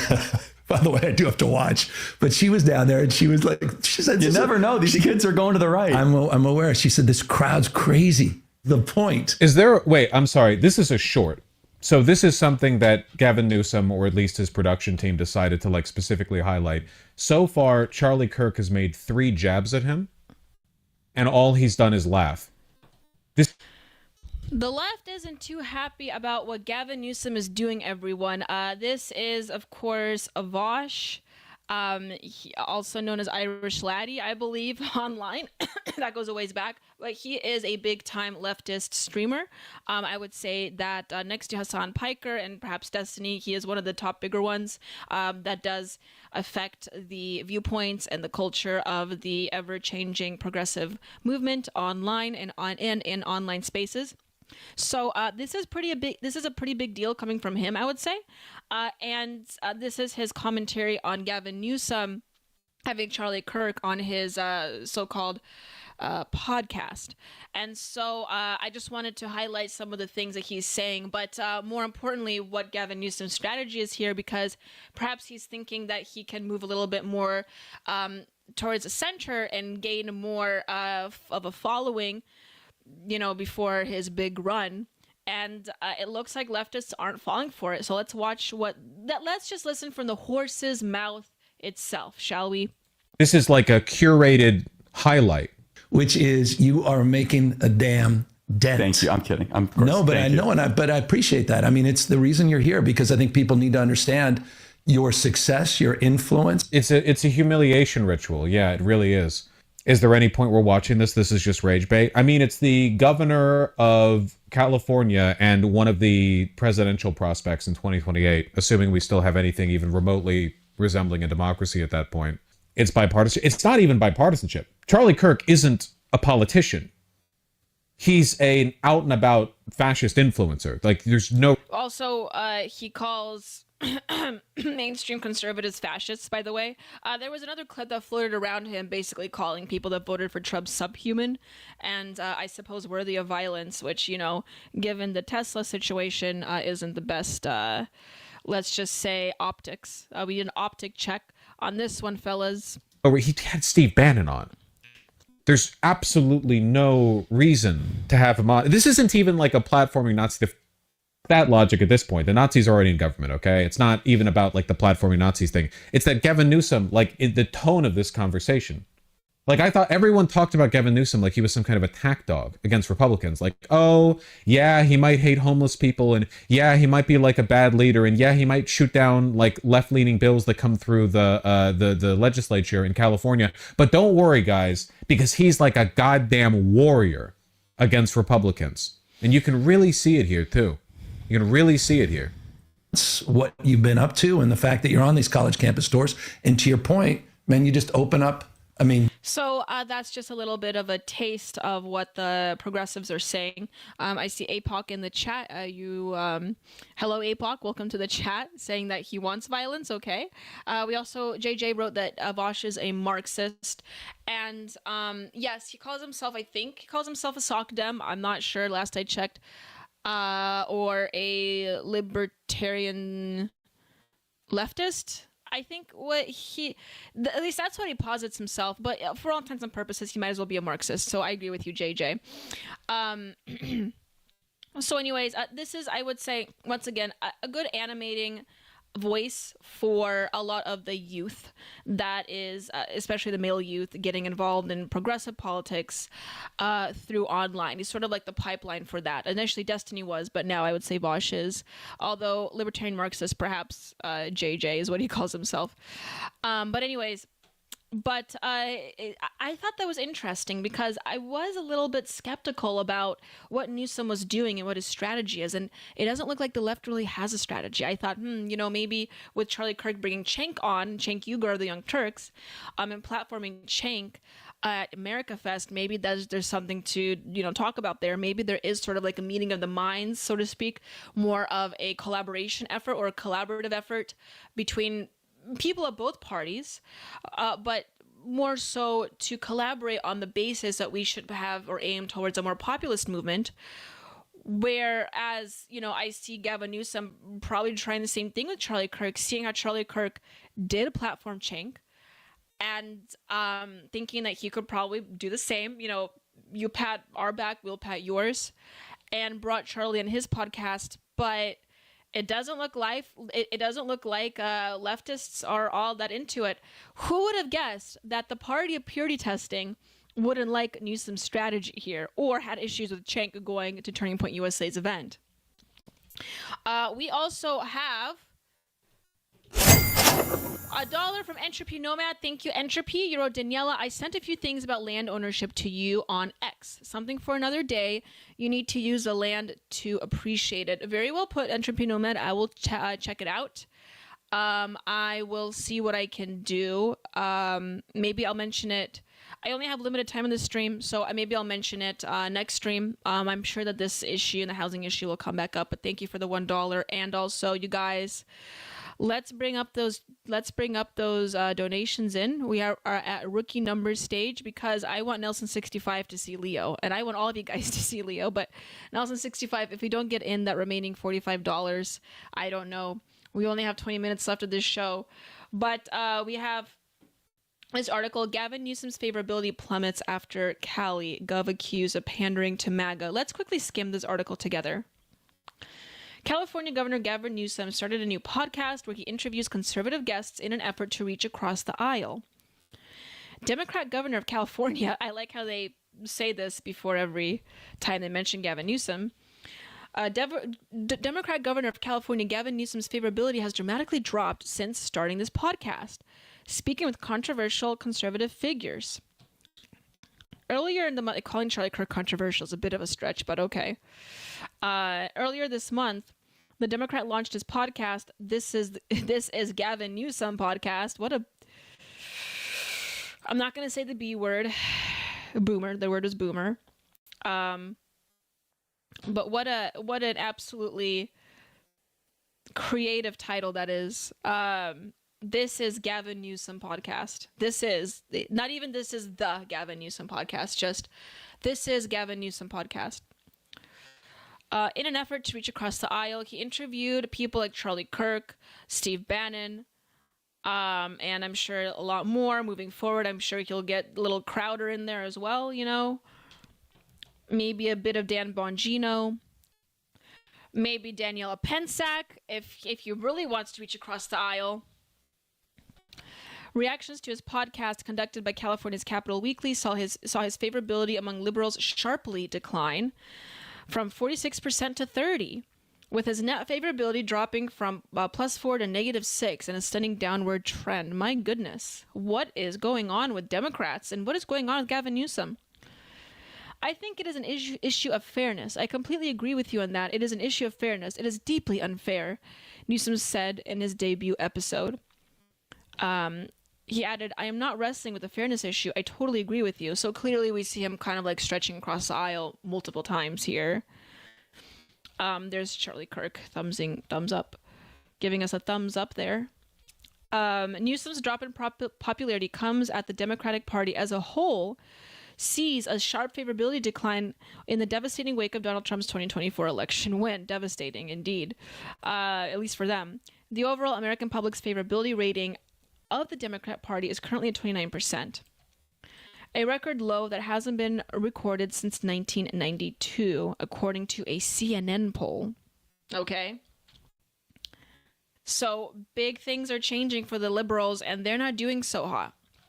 In fact, one could even say they're fragmenting quite a bit. Because we have this next story coming up with Harry Sisson, everyone. Thank you so much for the $5, Kermode Bear. You wrote, show me your dog and you can see my baby goats. Kermode Bear, does anyone know where we are in the Leo check? Hold on.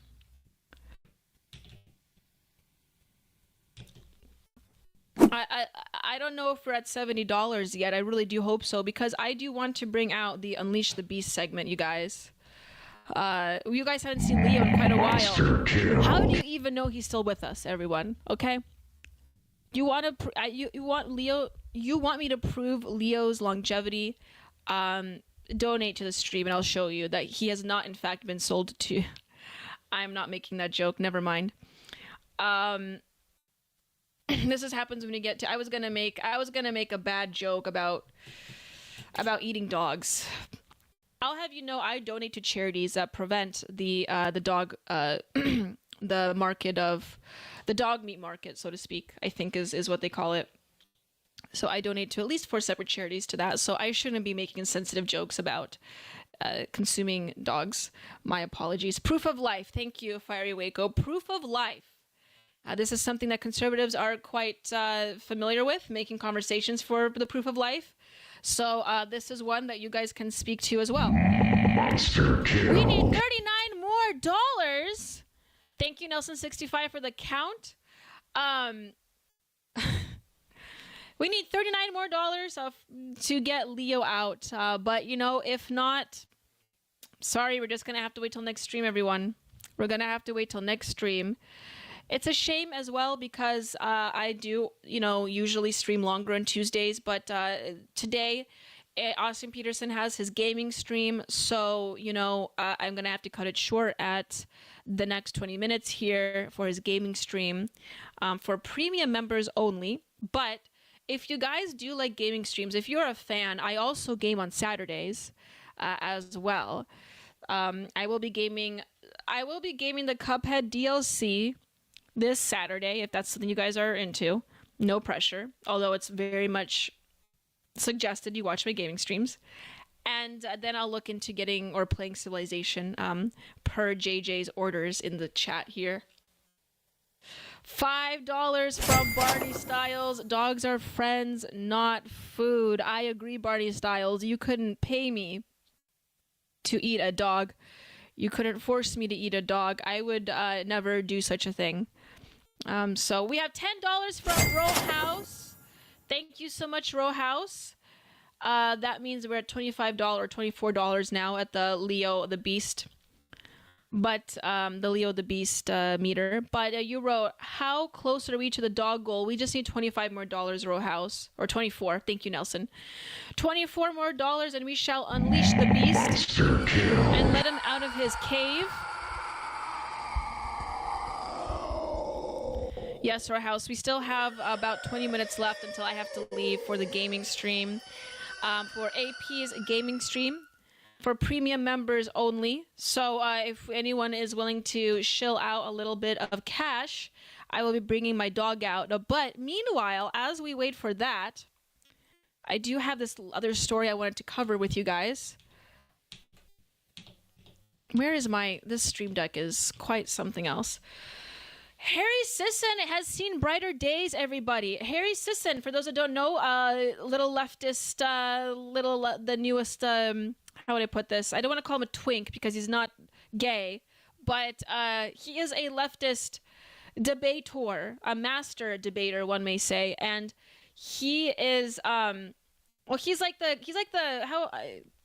I think he, am I mixing him up with someone? I think I'm mixing up with the blonde one that debates. Henry Sisson, I believe he was like the one that liked Biden a lot on Twitter, if I'm not mistaken. Hold on, let me double check. I get my leftist influencers mixed up here. Yeah, okay, this was a Biden guy. So this guy right here, Harry Sisson, quite the influencer, certainly boosted by leftist networks and Democrat networks. He was, as you can tell, a big Biden fan. So he has been seeing better days, and I did want to cover this story. It's quite interesting. He is a youth influencer, writes Mr. Pig. Thank you for encapsulating what I was laboriously trying to say, Mr. Pig. I appreciate it. This is what happened. He convinced 11 different women that he had no roster. Huh, fellas? We've all been there, right? And respected them for more than their bodies, while persuading them to send explicit photos of themselves through Snapchat, including one from a domestic abuse survivor. When the women discovered each other one by one, as women do, they're very good at investigating. He called them all insane and attempted to coerce one of them into telling the public that the photos were fake. A request to the reader: set political differences to the side. I believe both sides of the aisle can agree that this is unacceptable behavior from a man-child who collectively over 2 million followers. Now, as someone that's fairly aware of leftist circles, I'm very familiar with the bread tube circles, okay? This is enough to arouse and incite anger among people within those circles. I personally don't think he's done anything wrong. He's just being a guy, a young guy. Like, come on, fellas. Didn't you guys have a roster? Heck, even some ladies have rosters out there these days, okay? We live in the modern world today, you guys. Even ladies have rosters. It's these all, by just saying all these women are of age. There was nothing particularly wrong that's really ethically been done. None of them are underage. Yeah, I guess he rostered a domestic abuse survivor. A lot of people deal with stuff, so I don't know what that's about. But he didn't go out and stalk these girls, make their lives a living hell, verbally abuse them. But somehow this has made the news, and people are canceling Harry Sisson for this one act. Let's listen. Live, don't read on live. Yeah, I saw about this. Actually lunatics. Genuinely, they are. This individual in question is insane. Wait, who is that? And so, I'll say, I can share with Chris. I'll send a screenshot. Yeah, no, legitimately, Chris and I have been talking about this for days now. Uh-oh. This individual Wait, is who? fucking crazy. Wait, bro. what? If you want to support the live, bro, that bro. Mentors. I'm saying, dude. I am saying. No. There's a thread here. Hold on. There's a thread here. Several of the women involved have made their stances public, but the videos are not receiving much traction, while Harry continues to collect millions of views for his videos claiming that he is a supporter of women and champions women's rights. And the woman that I've been trying to figure out how I want to word a video regarding this, but I think what I'm going to just say is I've never been the woman that has called out behavior like this. Sure, you haven't. I've never been one of these people. And if you have been, fucking props to you. Because I don't think anybody could comprehend how genuinely terrifying it is. Terrifying. Look, I have to hand it to these ladies. Yes, it does suck. The dating world is abysmal right now. And you're gonna run into some guys that have rosters. For those that don't know what rosters is, I see Nelson is questioning that. It's basically it's a roster of women that you go through. It's like a notch in the belt. You kind of have you have a list of girls that you're talking with, and some of these people treat it like a game. They accumulate as much as they can and message them, DM them, get nudes from them. It's that's just a modern dating market today, and it really does suck. It's really quite unfortunate. And yes, it is unattractive, I suppose, for these ladies. That I found Harry unattractive to begin with. But if you are chatting with someone online and you're having a long-standing conversation with them and it comes out that they're messaging other ladies, it is somewhat unattractive, I would say. And likewise, a guy that's messaging a girl, if she's messaging 20 other guys, you wouldn't find all that compelling. You wouldn't find her compelling or want to speak with her. So I understand the sentiment, and I understand this lady is over here quite disturbed perhaps, but he doesn't owe her anything. As far as I'm aware, they weren't in any exclusive relationship. And you know what? Why would you expect a guy or a lady to only exclusively speak with you? This is sort of like real life, you know? And for her to claim this is disgusting behavior is a bit much, I think. And this is why a lot of people in the right wing are saying, like, you know, this is why people on the right wing are saying that Harry actually has done nothing wrong, and you know, they're sort of coercing him to come to the right side, so to speak. I don't think that's going to happen, but you know, that's just what it's like to live in the modern world and pursue romantic endeavors. Is that you're going to come across people that, you know, have rosters, but they're treating this like he's disrespecting women in totality. Also, it was her choice. I don't know her specifically, but these ladies, it was these females' choice to send naked pictures of themselves. Harry didn't coerce them in any way. He's just being a dude. Can we be real, you guys? He's just being a dude. And in some cases, he's just being a young person. I mean, women do the same thing these days. Are these ladies expecting purity and traditional relationship building all of a sudden? Okay, a summary of the videos. According to Carolee, Harry wooed her from the very beginning and convinced her that he respected her for more than her physical appearance. She said, oh, that's long. She said that even though she's embarrassed to admit it, she created a private chat to chat with Harry that wasn't meant for his eyes only, when she shared explicit photos of herself. Let this be a lesson to ladies out there. If you're going to send naked pictures of yourself, whether you're a guy or a girl, if you're going to send naked pictures of yourself, you're kind of taking a risk, okay? Maybe don't do it, and don't whore yourself out like that if you don't want your pictures to be leaked or to be passed around if you don't know the person, okay? In fact, maybe don't send naked pictures of yourself at all. It's just my 2 cents. That's what I'm going to tell these ladies. I really don't understand why they're calling themselves victims when they just happen to send naked pictures of themselves to a guy that perhaps was, you know, maybe not the most scrupulous when it comes to these types of conversations and materials. But yes, Kermode Bear, exactly. And don't send pictures like that also if you're a guy, you know. Granted, Kermode Bear, men will do this far more often than women. They will send naked pictures of themselves quite frequently, unprompted even. But for women, you kind of have to, you know, talk it out of her. Unfortunately, these days, it is easier to do that than it has been in the past. You guys, we are $25 away from the Leo the Beast goal. I don't know if you guys want to see Leo the Beast. Oh, that's so wrong. I meant this one. Monster kill. If you guys want to see my dysgenic creature in the last 10 minutes of the stream, you might want to donate the $25. Otherwise, we're going to have to wrap it up and call it a night, because we do have the Austin Peterson gaming stream coming up, everybody. And, you know, I have to pass off this stream to him, so I have to end this stream in the next 10 minutes.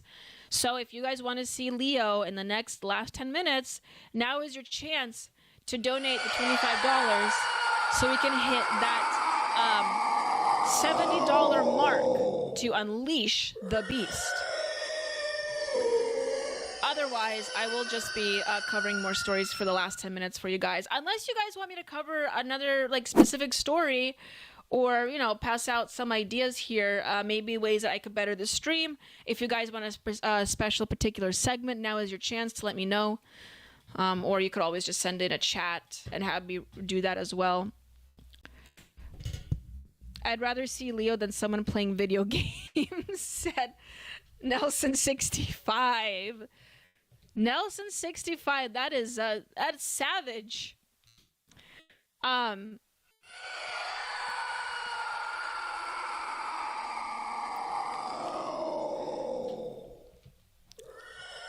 That is savage. I don't know what to tell Austin. I mean, I do want this stream to go longer. I really do. Revolt against the Austin world, writes Mr. Pig. Daniela, I will never send you a dick pic. However, I might send a dick, which is a small deer-like animal in Asia. I do think I know what you're talking about. Yeah, oh man, is it these little weird? Yes. This is what you would send me, Kermode Bear. Very, very interesting. Could you send it to my PO box if you do? I would like this as a dog, as a pet. I think that would go very well with my dogs. Beautiful. Look at this. Damara Dik Dik in Namibia. How big do these critters get? I don't know. That's adorable. Well, look at that. Adorable. Doesn't look like the smartest creature, but cute nonetheless. Thank you for sharing, Kermode Bear. I bet they make very good dogs. You know what makes a good dog? You guys will never believe this. A Tengu lizard. There is a lizard out there that acts like a dog. Is there a good video I can play for you guys?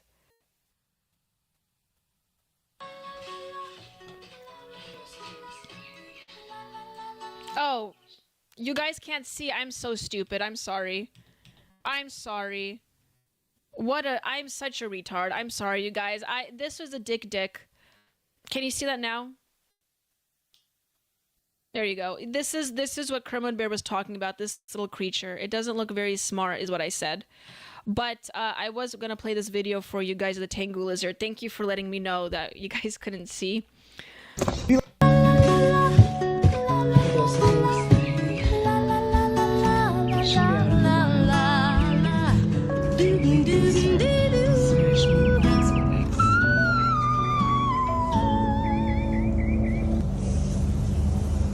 There he is. You guys want a lizard and a dog? Look at that. There you go.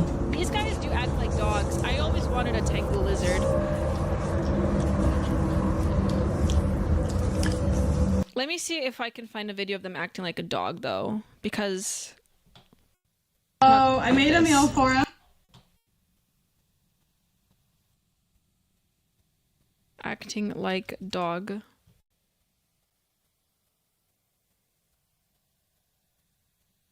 Here we go. Let's be real here. This is a marketing ploy. I'm gonna keep annoying you to download my ad block, and then you're gonna get so fed up. Hey, come here, buddy. Come here, buddy. You guys will never believe this. Aren't you gonna Watch come and this. see me? Come on. Come on, buddy. Come on, buddy. Come on, get to the guy. Get to the guy. Show them how you act. Look at him. Come on, buddy. Look at him. Come on, buddy. Lizards can act like Come on, mammals buddy. once in a while. Come on, buddy. Come on, buddy. Look at that. Are you glad I'm home? Huh? Are you glad I'm home? Huh? Are ya? Are ya? Good. Isn't that You hungry? crazy? You would think they're Good. cold-blooded, but... Aw, closing his eyes. Hey, you're warm. All right, say goodbye. Well, anyways, there are lizards out there that do act like mammals. It's quite interesting. I wonder what they smell like. I don't know. I don't know how lizards smell like. I think they can be quite stinky. I went to a reptile shop not too long ago, and it did not smell too good. But anyways, well, you guys, I do have to wrap it up here soon because I have to give up the rest of the stream to Austin Peterson's per the producer's orders, everybody. Nelson65 wrote, my brother keeps wanting to buy an $897 dog. So now I show him the Leo pillow and tell him, see, I bought one. Nelson65, you are Leo's favorite person. I always enjoy the streams, Danielle. Thank you, Row House. You know what? I'll say this. Nelson65, if you show up to Thursday's stream, if I get $25 in donations, I will be pulling up Leo. I will try to pull up Leo earlier because I know that you donated and you want to see Leo for the last couple streams now. So I will be bringing him on Thursday's stream if we just get like $25 in donations because we only need $25 here, but we got to keep it short. I know Nelson65. I'm sorry. We got to cut it short. We got to cut it short. Oh, I'm sorry. I'll take my meter off here. Okay, everyone, I'm going to be signing off here. I see Steffi's in the chat, so that's my sign that I should now be pulling up the Austin Peterson stream here in a second. Let me get the link for that. Hold on a second. Let me get the link and I'll do my sign off here.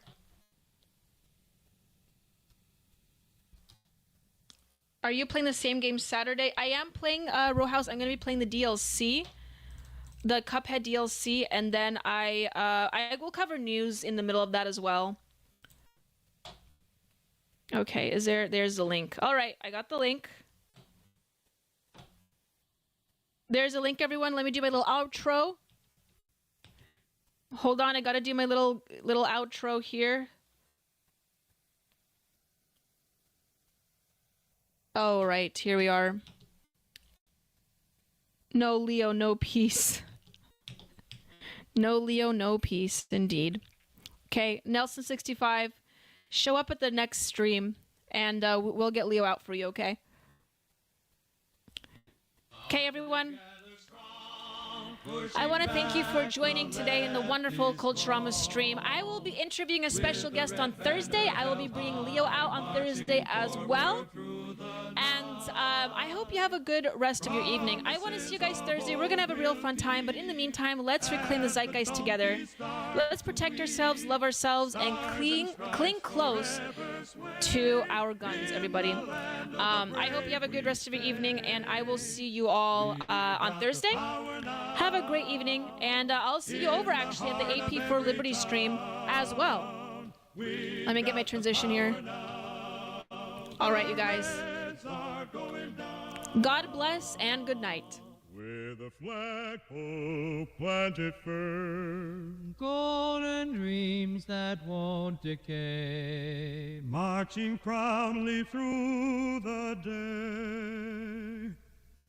In the eagle's shadow by, we find our strength and take our pride. Let the voices echo loud, tearing through the waiting crowd. We've got the power now, in the heart of every town. We've got the power now, the Reds are going down. Across the plains and mountains tall, hear the victory call. With courage and with might we strive, in the light of freedom's sky. We got the power now, in the heart of every town.